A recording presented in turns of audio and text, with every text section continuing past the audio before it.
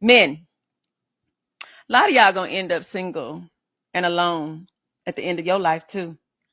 I know y'all out here saying that it's hard for women to get married. It's hard for some of y'all to get married too. No life, no marriage, no kids, no problem. I know y'all out here saying that it's hard for women to get married. It's hard for some of y'all to get married too. Because the women that God has for you, you overlooking them.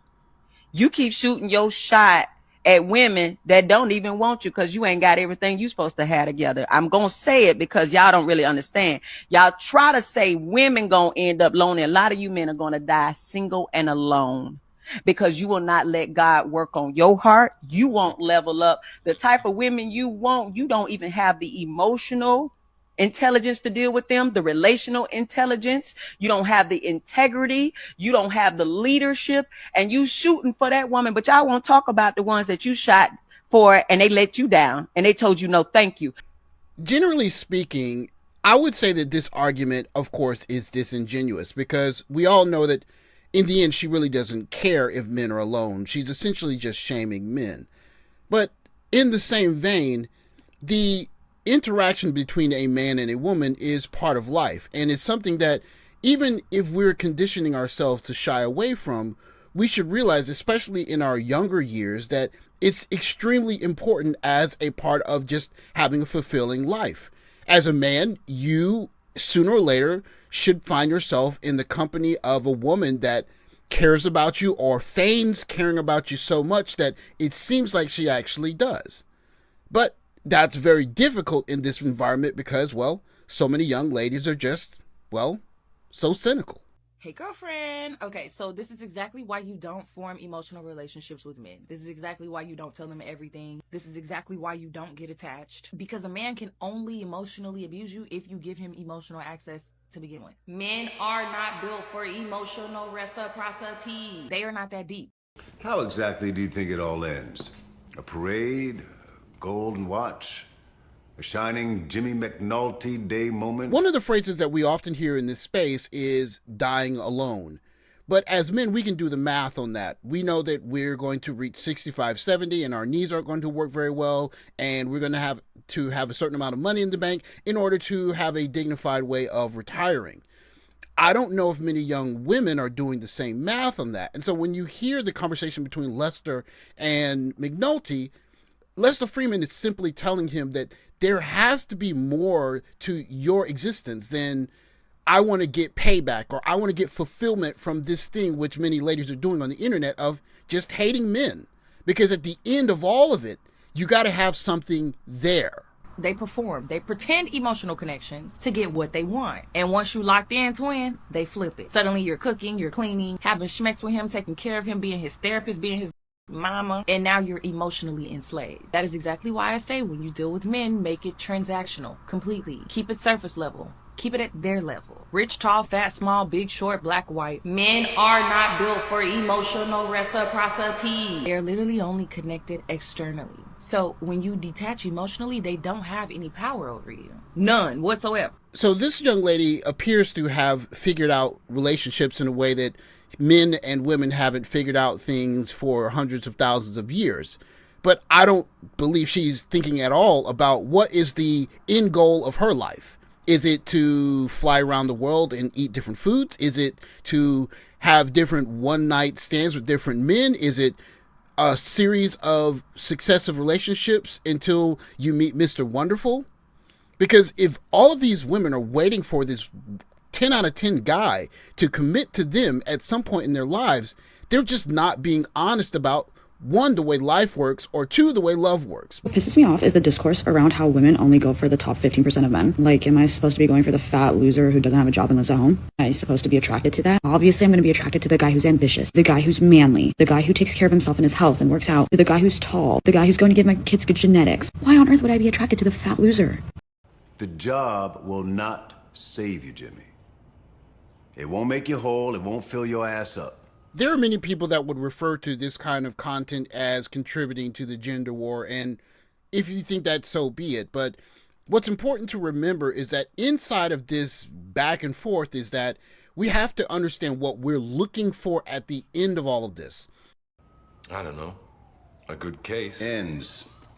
They all end. So for many young women, they're looking for this 10 out of 10 guy that's going to commit to them, and many of them are not going to find it. But what's more important is, what are we looking for? Because it's important to remember that as much as you want to be MGTOW or avoid women, there's just going to be certain parts of your life, like watching your kid grow up or just having the intimacies of someone caring about you, that are normal to the human existence, that you'll miss out on.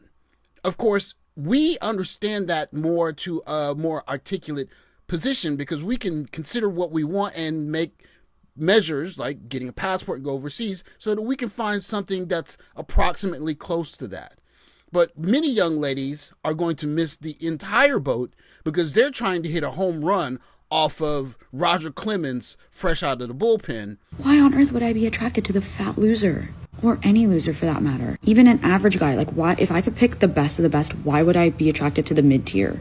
Like, hello. Especially if I'm a top quality girl. What happened to earning your place in this world? You're gonna be a loser in this life and then expect people to want you? Like, that's just common sense that that's not going to happen.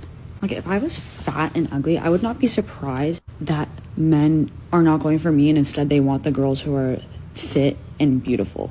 Like, I didn't earn to be on their level. I didn't earn to be wanted like that. So maybe instead of complaining that women only want the top 15%, work on becoming top 15% or somewhere near that number. This is an argument that you'll often hear, and I guess in a way she makes a point. But the other part to remember is that once you become one of those top 15% of men, like, say, Shannon Sharpe, you have to deal with what comes with dealing with women that think like this. Because she's not going to love you because you're in the top 15%. She's going to love your status and what you've acquired. But the difference, of course, is that we understand that that's part of all of the existence for young ladies. They want status, they want safety, they want security.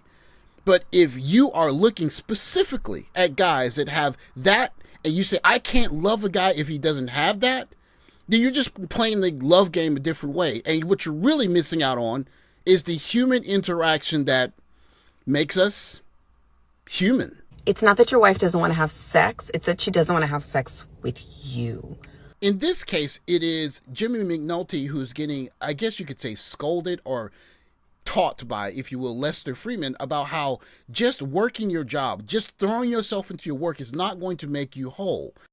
The handcuffs go click and it's over. And the next morning, it's just you in your room with yourself. You have to have a personal life. Of course, many men understand this, and this is why men are looking to get passports or dating in non-traditional methods, say women that are speaking different languages or etc. Until the next case. Boy, you need something outside of this here. But for many young women, this idea that they can have this kind of job, so to speak, of going on the internet day after day and saying men are devoid of empathy and men can't feel and just be transactional with men. At the end of the day, you got to have something more real than that. Because simply put, the most fulfilling parts of your life are going to be when you're sick, you have a runny nose, and someone's there that they care. You have a pass in your family, and you put your head on your husband, your boyfriend's shoulder, and he just holds you and says, it's going to be okay. But this complaining about the job of doing couple stuff, that's the job. It's not that your wife doesn't want to have sex, it's that she doesn't want to have sex with you.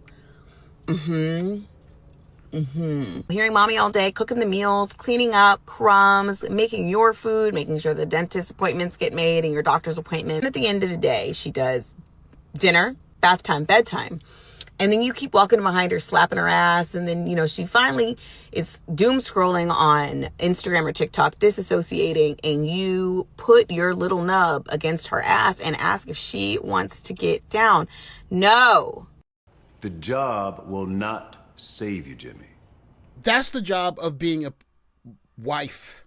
If you don't want the job, then don't sign up for it. Because guys need some help in their lives. Now, I'm not saying that guys can't cook or clean, but I can guarantee you the average guy that's between 50 and 25 can cook or clean about as well as his counterpart of the other gender, sex, if you will.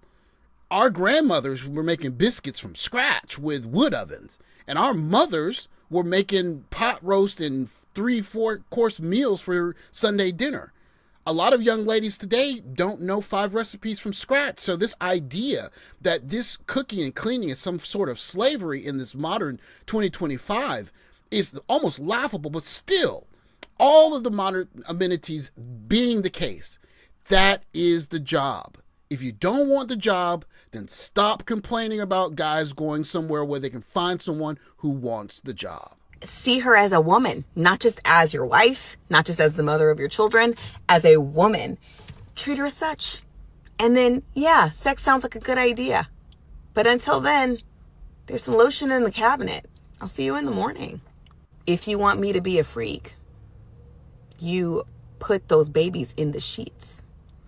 If you want some head, put the babies to bed. She didn't do all of this stuff when she was with the guy that was hot that she was dating in high school or the beginning of college. That dude didn't have any kids or didn't have to wash any dishes. So this idea that your husband has to do more work than the 15, 20, 100 guys that you dated before him is laughable.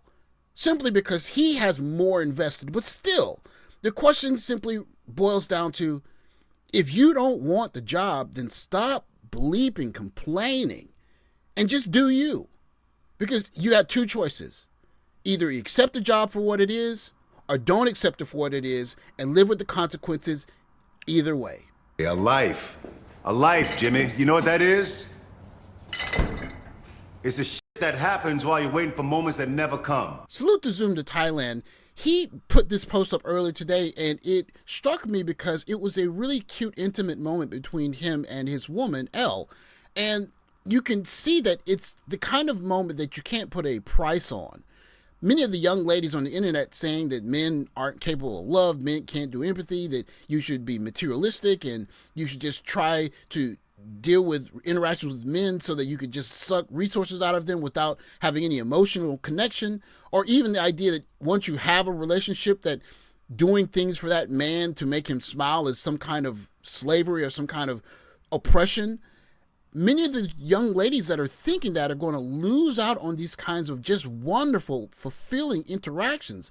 The ones that I want to remind guys are the reason why we're doing all of this working and accumulating stuff for in the first place. You ready to go to the awards? You showing everybody a little bit of them leg too. Let me see. Oh, you show the leg. You know I like when you show the leg. I've never seen this dress, Elle. Let me see. Put the big old leg out. Let me see what it look like with the. Oh, hey. You gotta Did walk you see around when she pushed her shoulders back like that? That made.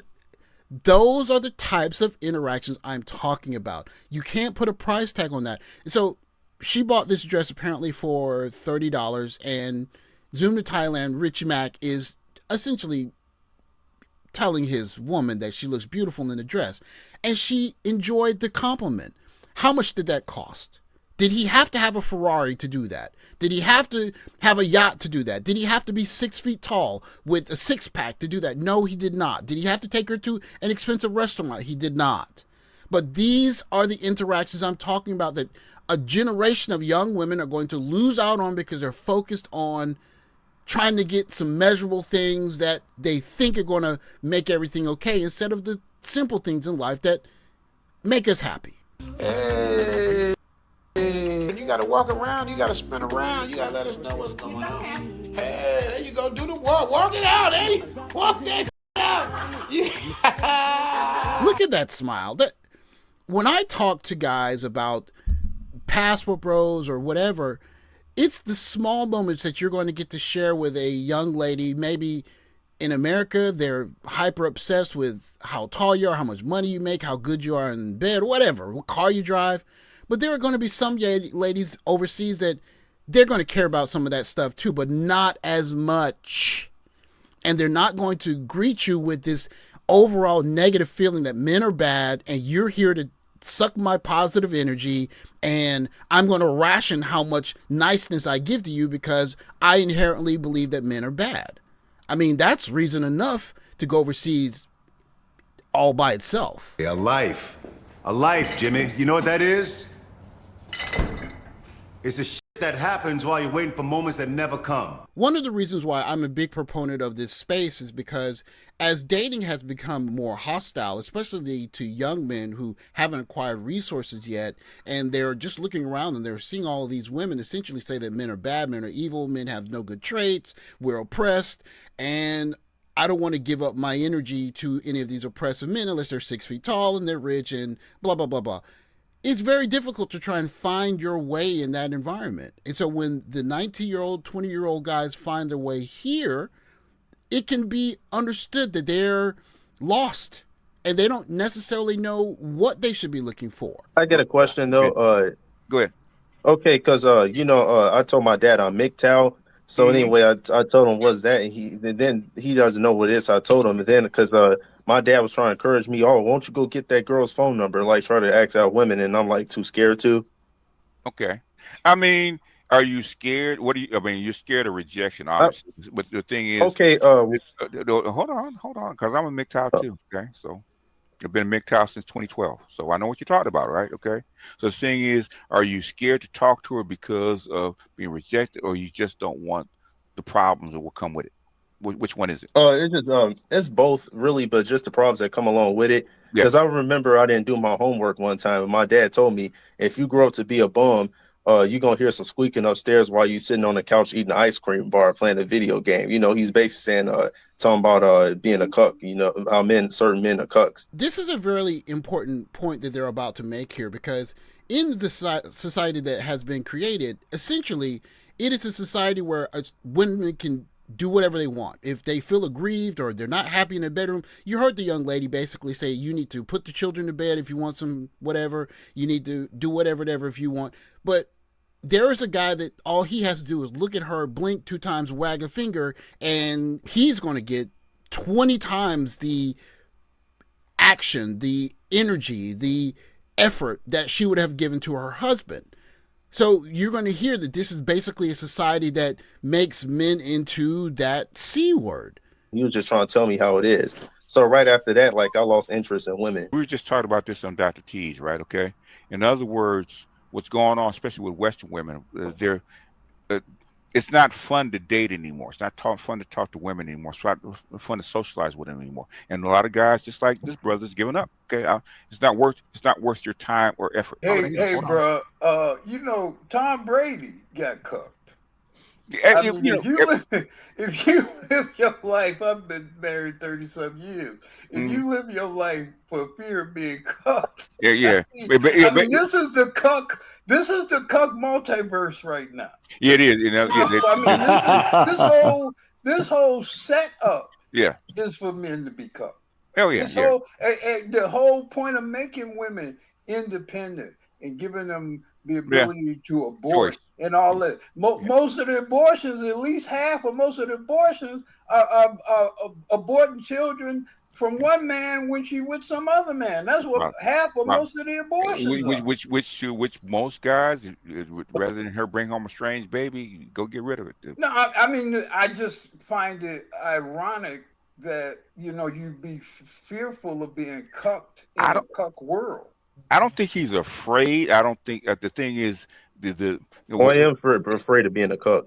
Oh, you're afraid of being a cuck. But the thing is, I think more than that, the juice is not worth the squeeze, because if it's worth it to you, get over the fear. Yeah. That's the point I'm making. It's just, I mean, this is a world of hoes. So unfortunately it is. Yeah. It's strange when you hear it said that way, but if you think about it from a 19-year-old's point of view, he just saw a 19-year-old young lady on OnlyFriends find a way to extract $20 million out of a guy who did not even commit a crime. All he did was try to sow his oats, I guess, and try and be free in a sexually free society, except sexual freedom is really only for one gender, and the other gender has a whole bunch of different hopscotch holes that you have to pretend or avoid, if you will. And for a 19-year-old guy, that's quite daunting. And so that 19-year-old guy is saying, well, I'm looking for another place to do this because, one, I'm a regular guy, so women are looking at me like loving me is hard work. And if I do get to the money, they don't care about me. They just care about the money. And they're not even pretending that they care about me. Just give me the money. that cannot be a very exciting environment for a 19-year-old. But that said, on the back end of all of this is that women have to understand that being a loving wife who's going to help cook and clean and take care of a guy and set appointments and take care of children is part of the job. If you don't want the job, then stop complaining about it. Do something else. Work forever for the rest of your life and retire yourself. And if you're good with it, no problem. But most guys today are going to help you cook and clean and take care of the children. The problem is the guy that you want doesn't have to do that.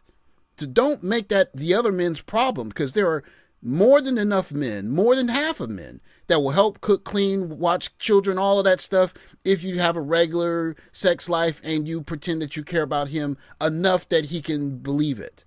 But if you're going to treat that guy with a level of disdain and scorn, then he's going to have to go somewhere else. And you're going to have to find a way, like McNulty, to make a way to enjoy the part of your life that's not accumulating wealth and going to work. Because it's the intimate moments that make life worth living. Men right now are trying to figure out a way to find that. As for modern women in the West, it's your job to figure that out, not ours.